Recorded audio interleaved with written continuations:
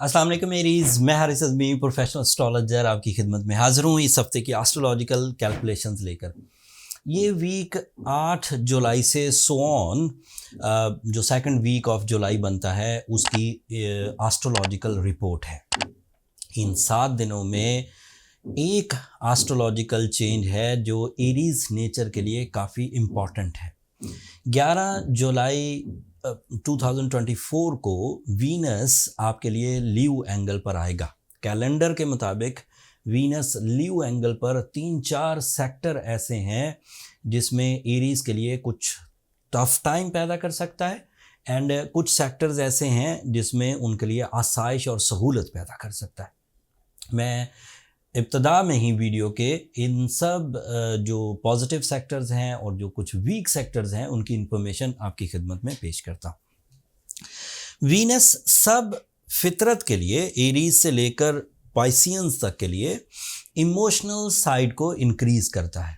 Venus is representative of love life, commitments, relationships, feelings, interest, जो दिलचस्पी होती है हमारी, इस साइड को रिप्रेजेंट करता है।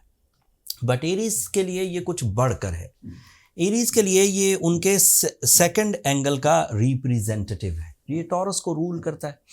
सेकंड एंगल काफ़ी इम्पॉर्टेंट हुआ करता है। अगर सेकंड एंगल का रूलिंग प्लैनेट अच्छी फॉर्म में हो तो बिजनेस फ्लरिश किया करते हैं। अगर सेकंड एंगल का रूलिंग प्लैनेट अच्छी फॉर्म में हो तो रिलेशनशिप बनते हैं, जॉब मुयस्सर आती हैं, सोर्स ऑफ इनकम डेवलपमेंट्स होती हैं, या फिर इंक्रीमेंट्स या प्रमोशन, जो विरासती मामलात का हल होता है वो भी सेकंड एंगल से ही मुयस्सर आता है। अब अनफॉर्चुनेटली वीनस लीव एंगल पर कोई बहुत ज़्यादा बेनिफिट्स क्रिएट नहीं करता। तो एरीज़ को दो तरह से अब मोहतात रहना होगा अगले 25 दिनों तक के लिए, जब तक वीनस आपके सेकंड एंगल पर है। ये 11 तारीख से सो ऑन, 11 जुलाई से सो ऑन अगले 25 दिन होंगे। एक तो उन्हें अपने अखराजात को खूब कंट्रोल करना होगा। खामखा के अखराजात निकलेंगे और माइंड स्किल्स उन अखराजात को फुलफिल करने के लिए थोड़ा डंपी बम्पी सी भी चल रही होगी।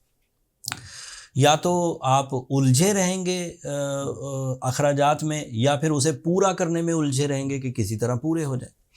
दूसरा, आपको मोहतात रहना होगा अपनी लव लाइफ में। जो लोग तो अपनी लव लाइफ में बहुत स्ट्रॉन्ग हैं, उनके लिए जीना मरना इकट्ठा है, उनकी कमिटमेंट्स, उनकी यूनिटी, उनकी फ्रैंकनेस बहुत स्ट्रॉन्ग है, उनके लिए वीनस उस साइड पर प्रॉब्लम नहीं करेगा। लेकिन ऐसे एरीज कपल्स जिनके लिए पहले ही रिलेशनशिप वाइब्रेंट है, प्रॉब्लमेटिक हैं, शकूक उनके दरमियान पनप रहे हैं, कुछ नफ़रतों के भी बीज पैदा हो गए हैं, तो ऐसी कंडीशन में उन्हें थोड़ा सा ज़रा ज़्यादा केयरफुल रहना होगा। रिलेशनशिप में थोड़ा सैक्रिफाइसिंग नेचर से आगे बढ़ना होगा। Venus is also responsible of your 7th angle. Life partnership ceremonies, proposal acceptance के लिए भी आपको मेरिट्स चेक कर लेने चाहिए। पूरा फैसला अपने जज्बाती कैफियत को मद्देनज़र रखकर ना करें। कुछ जो बेसिक मेरिट्स हैं जैसे तालीम और तरबियत चेक करना, जैसे ख़ानदानी या फैमिली बैकग्राउंड को चेक करना, अब आप उस तरह चेक करके किसी प्रपोज़ल को एक्सेप्ट कर सकते हैं। ये इसकी नेगेटिव साइड्स थी या वीक साइड्स थी जिसमें अब आपको थोड़ा सा मोहतात रहने की ज़रूरत है। पॉजिटिव साइड ये है कि जिस एंगल पर वीनस है उसी एंगल पर मरकरी पिछले हफ्ते अपीयर हुआ। तो बहरहाल ये बात तय है कि माइंड स्किल्स क्रिएटिव रहेंगी एंड इंटरेस्ट लेवल, जो एजेंडा इस वक्त आप अपनी दिलचस्पी से परफॉर्म कर रहे हैं, वो स्टेबल एंड स्मूथ चलेगा।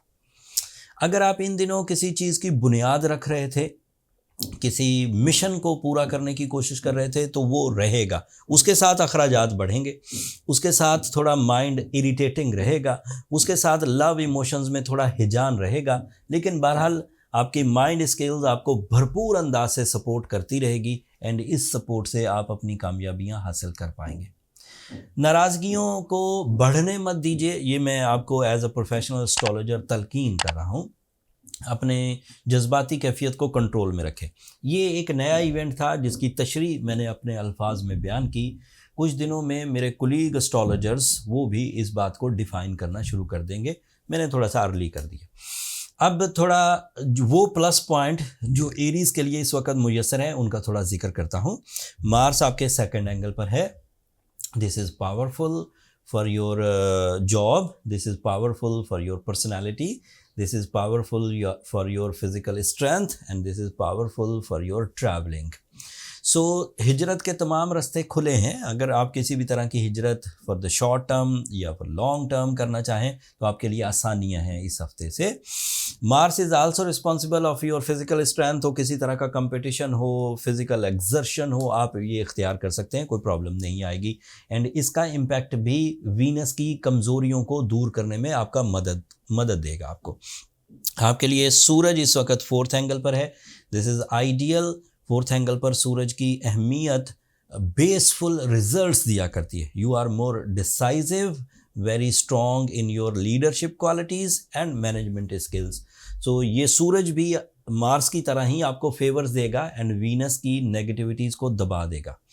आपके लिए जुपिटर आपके सेकंड एंगल पर है। This is also good for your financial side. तो वीनस की वजह से जो जॉब थ्रेट्स आ सकते थे, जो कुलीग जेलसीज पैदा हो सकती थी, जो रिलेशन बॉसेस के साथ बिगड़ सकते थे, या जो रिलेशंस कस्टमर्स या क्लाइंट्स के साथ बिगड़ सकते थे, वो जुपिटर की वजह से बैलेंस हो जाएंगे। एंड सैटर्न आपके लिए 12th एंगल पर है और रेट्रोग्रेड है, वो भी आपके लिए पॉजिटिव है।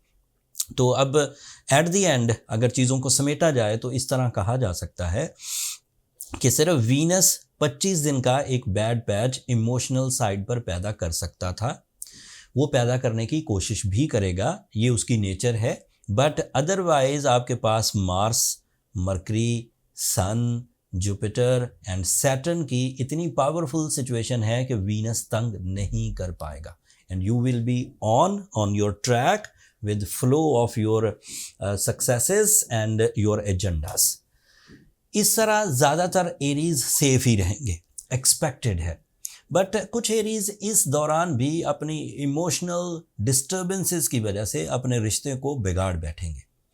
इस दौरान भी कुछ वीक एरीज अपनी जॉब में कुछ प्रॉब्लम्स महसूस कर सकते हैं। इस दौरान फिर भी कुछ एरीज अपने माइंड में कुछ अनप्लेजेंट चेंजेस दे सकते हैं। उनके सोने, जागने, खाने पीने, परफॉर्म करने की सलाहियत में कुछ कमी आ सकती है। उन चीज़ों को ओवरकम करने के लिए एस्ट्रोलॉजिकल जो प्रिस्क्रिप्शन है, एक तो ब्लू सफ़ायर पहना जाए, that is a best stone to develop the Aries nature with high emotions and passions. साथ में वो सूरज शम्स ज़रूर पढ़ें 5 दफ़ा एक दिन में, इससे मामलात हल हो जाएंगे।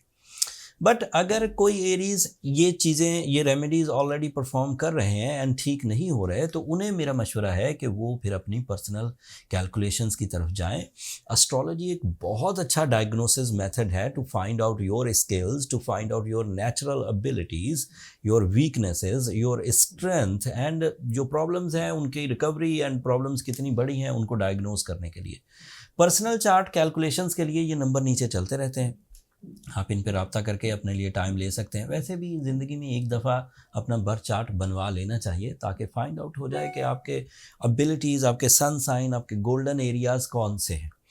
That's all from my and Aries. मैंने अपने टिपिकल अंदाज में जो अच्छी चीज़ें थी वो भी बयान की, जो थोड़ी कमज़ोर चीज़ें थी उनका भी आपको कुछ क्लू दिया एंड उनके सॉल्यूशंस भी बयान कर दिए। फिर भी कोई चीज़ ऐसी जो मैं मिस कर गया हूँ तो कमेंट्स में इजहार कर दीजिएगा। मैं कोशिश करूँगा अगली वीडियोस में उसे टैकल कर सकूँ या उस पर भी कोई राय दे सकूँ। अपनी दुआओं में मुझे और मेरी टीम को ज़रूर याद रखिएगा। चैनल को सब्सक्राइब करना मत भूलिएगा एरीज़। आप लोगों की सब्सक्रिप्शन हमारी हौसला अफजाई की वजह बनती है। अगले हफ्ते तक के लिए अल्लाह ने के बाद।